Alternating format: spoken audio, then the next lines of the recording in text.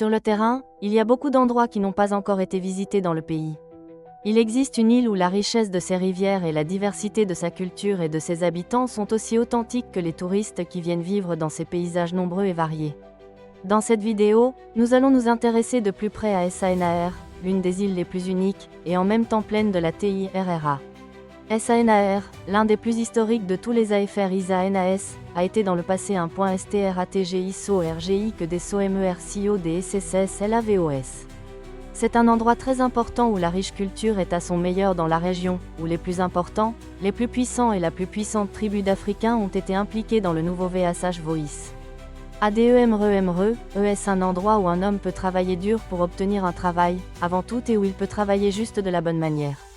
Il s'agit de situations uniques, comme une situation dans laquelle il est très facile de perdre, ANTIGUAS professeur ISIO NESDESSLAVOSORMER SADOS ou WOMERESTI NENELPODER. OS1ARSHIPI et LAGO SON un grand ROR CNTAJE de SOLTER femme, beaucoup SUALESSI NTENATR AITAS RORLATI NOS TURI SAINTAS et aussi DENTALES. Il est rempli des nombreux gouvernails qui ont fait de ce pays le plus récent du monde pour le kitesurf et le spot de windsurf le plus expérimenté du monde. Vous découvrirez où est né Frédéric Merger et où a vécu l'un des leaders les plus importants du monde. Les dernières années ont vu plus de 1000 ans dans les pays les plus importants du monde. Professeur E5 AATENCNCON et NOTEPI RDASE Saint EVIDEO PORQE vous ASE Goura MOS que DESSS UBRIRZ ANZIBA RSONNOS OTROSTEVA SORPRENDER OMREZ AMOS ZANZIBAR, une région autonome située dans l'océan Indien, est réputée pour être l'un des lieux de vie les plus durables au monde. Un lieu où l'histoire, la culture et la nature se rencontrent de manière unique. Nous allons découvrir dans ce pays, Zanzibar, situé à environ 35 km de la partie orientale de l'Afrique, au nord de la ville de Madagascar, l'une des villes les plus importantes de la région qui mène à Tianjin. OSFAMOSAFAMOSARORR Place Awa SDEARENABLANSA, AGUAS Turc ESAS et ERRISABEYO DIVERSIDADMARINA, KISO NVI RTERTER dans un RARAISORARAISRARASORARASASMANTESDEMAR, MAR et DEPORTESAUATISO SOS. L'archipel est entouré de lieux parmi les plus importants, Unguja, comme Zanzibar, et PEMBA, avec plus d'une douzaine de lieux parmi les plus importants. Avec une population totale de 1 400 000 habitants, la densité de population de Zanzibar est d'environ 500 000 personnes par kilomètre carré. Les plus importants sont les pays tels que Dja et Maïsa OR Suri et l'ANKA, qui se battent pour un certain nombre de personnes parmi les plus vulnérables et les plus diversifiées sur le plan culturel. La vallée de Zanzibar est l'un de ces sites archéologiques les plus importants. En raison de sa situation unique, il bénéficie d'une année entière de tourisme tout au long de l'année, avec plus de 27 et 32 grammes de précipitations. C'est le seul moyen de les impliquer dans une relation complexe entre le SOL et le Place Awas. Géographiquement, Zanzibar a une situation étrangement diversifiée qui a influencé son histoire et sa culture au cours des siècles. Il fut un pionnier dans les routines de l'océan Indien, des Arabes, des Indiens et des Européens. E5ERASADOSEREFLEJANOSOLON son ARQUITS tur ANDGASTRONOMOMIA, SINOTAMINEN son IDIOMAOFICIAL, ELSUAHILI. Bien que le suisse soit une langue très riche, il est profondément influencé par la langue arabe basée sur la langue russe dans la région. La colonisation britannique, qui a débuté au XIXe siècle, a également laissé son empreinte sur Zanzibar. L'anglais reste une langue secondaire largement parlée, en particulier dans les secteurs liés au tourisme, ce qui facilite grandement l'expérience des visiteurs étrangers. La religion prédominante à Zanzibar est l'islam, 99% de la population étant musulmane. Cela est dû à l'influence historique des commerçants arabes et persans qui sont arrivés dans l'archipel il y a plus d'un millénaire et ont établi leurs racines dans la région.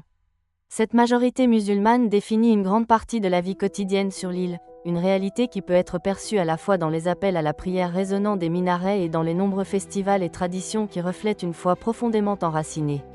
Cependant, l'une des curiosités les plus frappantes de Zanzibar est l'apparition, dans certaines zones touristiques, de petites communautés associées à la culture Rastafari, une tendance originaire de la Jamaïque. Bien qu'elles ne fassent pas partie de l'identité traditionnelle de l'île, ces influences ont été apportées par le tourisme et les connexions mondiales, créant un environnement social diversifié et multiculturel. Dans ces régions, la musique reggae, les couleurs vives et l'esprit décontracté de la culture rastafari ajoutent une nuance intéressante à l'atmosphère, contrastant fortement avec la religiosité majoritairement islamique de Zanzibar. Ce contraste ne reflète pas tant une coexistence quotidienne entre les deux cultures, mais plutôt la manière dont le tourisme introduit de nouvelles expressions culturelles qui enrichissent l'expérience des visiteurs de l'île.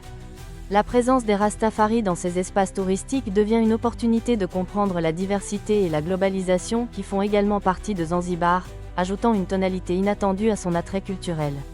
Ce mélange et cette diversité reflètent l'ouverture de certains secteurs de la population à la mondialisation et aux influences extérieures. Ce phénomène montre également que le tourisme ne transforme pas seulement l'économie d'un lieu, mais qu'il a également un impact sur son identité culturelle. En parcourant Zanzibar, vous découvrirez comment ces réalités apparemment opposées coexistent dans ce paradis, créant une atmosphère unique qui enrichit son attrait en tant que destination touristique. Mais au-delà de ces curiosités, Zanzibar a une histoire fascinante qui reflète sa complexité culturelle et son rôle crucial dans le passé. Pendant des siècles, l'archipel a été un point stratégique pour le commerce international, y compris la tristement célèbre traite des esclaves. Stone Town, sa capitale historique, abrite des sites tels que la Chambre des esclaves, qui rappellent de manière poignante ce sombre chapitre de son histoire. Ses ruelles labyrinthiques et ses portes sculptées témoignent de l'influence des Arabes, des Perses, des Indiens et des Européens, qui ont tous laissé leur empreinte sur l'identité de l'île. Zanzibar a également connu un passé politique unique et extraordinaire.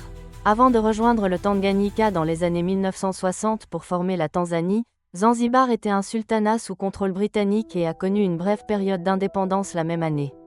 Aujourd'hui, il conserve son gouvernement semi-autonome, avec son propre président et son propre corps législatif, ainsi que son propre drapeau, qui flotte aux côtés du drapeau tanzanien comme symbole de son identité distincte. La culture de Zanzibar est tout aussi variée et dynamique. Bien que le swahili soit la langue officielle partagée avec la Tanzanie, l'héritage culturel de l'île combine des influences africaines, arabes, indiennes et européennes, créant un mélange unique qui se reflète dans sa musique, sa cuisine et son architecture.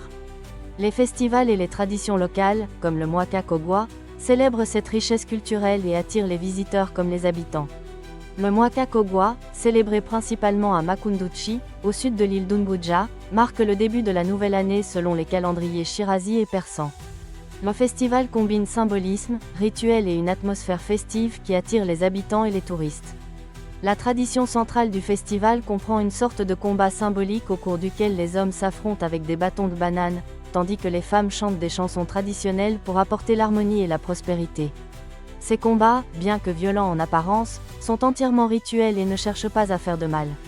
Leur but est de libérer les tensions accumulées au cours de l'année précédente, afin d'éviter que les conflits ne soient reportés sur le nouveau cycle. Un autre moment fort du Mwaka Kogwa est l'incendie d'une hutte symbolique, un acte qui représente la purification et l'élimination des maux du passé. Selon les croyances locales, la fumée de cet incendie est interprétée comme un présage de l'année à venir. En outre, le festival comprend des danses, des festins et des interactions sociales considérables qui renforcent les liens communautaires. Zanzibar, île à majorité musulmane dont les lois sont fondées sur des traditions religieuses et sociales, autorise la polygamie, ce qui est controversé. Selon l'islam, un homme peut épouser jusqu'à 4 femmes, à condition qu'il soit en mesure de les traiter de manière équitable et égale, tant sur le plan émotionnel que financier. C'est pourquoi cette pratique est encore courante dans les communautés les plus conservatrices de l'île. En termes de tradition et de controverses, l'une des réalités les plus frappantes pour tout touriste visitant ce paradis est celle des Maasai, surnommés par beaucoup les Beach Boys de Zanzibar. Les Maasai sont connus pour être l'une des tribus de guerriers les plus célèbres d'Afrique. À l'origine nomade dans les régions intérieures de la Tanzanie et du Kenya, cette tribu a conservé bon nombre de ses pratiques traditionnelles, notamment la polygamie, qu'elle pratique en fonction de la capacité économique d'un homme à subvenir aux besoins de ses épouses, généralement obtenue grâce à un système de dot sous forme de bétail. En d'autres termes, plus l'homme peut acheter de vaches, plus il peut avoir de femmes, puisque la dot en dépend. En plus d'être d'habiles chasseurs, les Massaïs construisent leur village en cercle pour se protéger des lions, ce qui témoigne de leur lien étroit avec la nature et de leur capacité à survivre. Mais à Zanzibar, contrairement à ce qui se passe en Tanzanie et au Kenya, les Maasai jouent un rôle plus contemporain et plus visible sur les plages, se débarrassant progressivement de leur passé de guerriers. Reconnaissables à leurs vêtements aux couleurs vives et à leurs traits physiques imposants, les Maasai de Zanzibar travaillent souvent comme commerçants d'artisanat et guides touristiques, et interagissent fréquemment avec les visiteurs. Ce contact a donné lieu à une dynamique sociale unique et, dans certains cas, on parle d'un intérêt intime entre les hommes Maasai et certaines femmes étrangères, qui, bien que peu reconnue, fait partie des relations culturelles et sociales complexes de l'île. Ce phénomène reflète la manière dont l'interaction interculturelle, associée à la nécessité, peut générer des liens inattendus dans un environnement touristique idyllique tel que Zanzibar. Ce type de tourisme plus intime se produit également dans les zones touristiques où certaines femmes locales ressentent un intérêt particulier pour les touristes étrangers. Cette attirance est souvent due à la nouveauté et à la perspective d'une vie différente, et elles cherchent parfois à établir des relations avec eux, surtout pendant les nuits animées de l'île, où les traditions locales se mêlent à l'atmosphère festive apportée par les visiteurs. Ces relations ne sont pas toujours bien accueillies par la société zanzibarienne, profondément traditionnelle et musulmane. Cependant, malgré cela, et souvent en raison de la beauté que les touristes étrangers découvrent non seulement chez les femmes de Zanzibar, mais aussi sur l'île, des mariages interculturels ont vu le jour qui, bien qu'inhabituels, reflètent l'ouverture de certains secteurs de la population à de nouvelles expériences et à de nouveaux modes de vie. À ce stade, nous aimerions vous demander, aimeriez-vous rencontrer les femmes ou les hommes de Zanzibar? Que pensez-vous de la réalité des Massaïs sur cette île, ou qu'est-ce qui vous a le plus impressionné dans ce paradis? Mettez la vidéo en pause et laissez-nous votre commentaire. Vous savez que c'est la meilleure façon de nous aider à continuer à travailler chaque semaine pour vous apporter un contenu intéressant comme celui-ci. Alors, merci, et n'oubliez pas de vous abonner pour profiter du monde avec nous. Outre les curiosités et les faits que vous avez appris, il est important de comprendre que depuis des années, Zanzibar est devenue une destination préférée pour les lunes de miel, attirant des couples du monde entier grâce à ses plages paradisiaques, sa riche histoire et ses infrastructures conçues pour le tourisme. Parmi les activités romantiques, citons les promenades en boutre au coucher du soleil, c'est ainsi que l'on appelle les bateaux locaux, la plongée en apnée sur les récifs coralliens et la visite d'îles privées telles que Mnemba. Des endroits comme Nungui et Kendoa offrent les meilleures plages, célèbres pour leurs eaux turquoises et leurs sables blancs dignes d'une carte postale.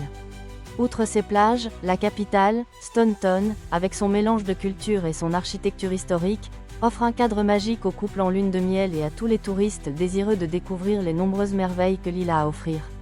Stone Town, le cœur historique de Zanzibar, est une ville qui captive tout visiteur avec son labyrinthe de ruelles étroites et sinueuses, parsemées de marchés animés, de maisons anciennes et de portes sculptées qui racontent des histoires d'époques révolues.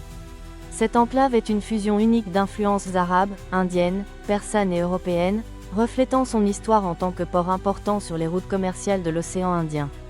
Ces bâtiments en corail calcaire, avec leurs balcons et terrasses en bois sculptés, offrent une fenêtre sur le passé, tandis que ces marchés remplis d'épices et de produits locaux révèlent l'effervescence du présent.